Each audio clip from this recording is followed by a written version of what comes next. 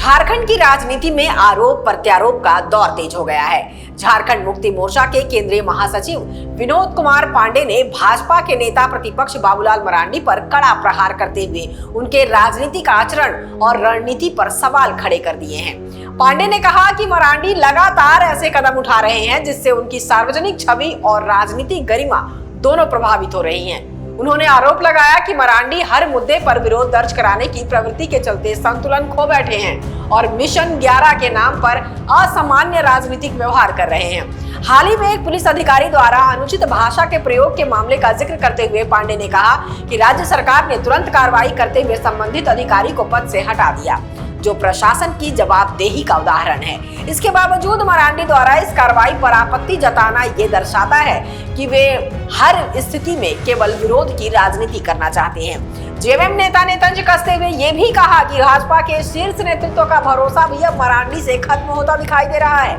उन्होंने दावा किया है कि चर्चा में बने रहने के लिए मरांडी बार बार राजभवन का रुख करते हैं और पुराने मुद्दों को दोहराकर ध्यान आकर्षित करने की कोशिश करते हैं। पांडे ने आगे कहा कि पार्टी के अंदर भी मरांडी को लेकर असंतोष बढ़ रहा है। उनके मुताबिक कार्यकर्ताओं के बीच ये चर्चा आम हो चुकी है कि नेतृत्व में बदलाव होना चाहिए। उन्होंने व्यंग करते हुए कहा कि कार्यकर्ता मजाक में उनके हटने पर जश्न मनाने की बातें करते हैं। चुनावी प्रदर्शन पर निशाना साधते हुए पांडे ने कहा कि 2019 के विधानसभा चुनाव में भाजपा को 24 सीटें मिली थी, लेकिन मरांडी को प्रमुख चेहरा बनाए जाने के बाद 2024 में ये संख्या घटकर 21 रह गई।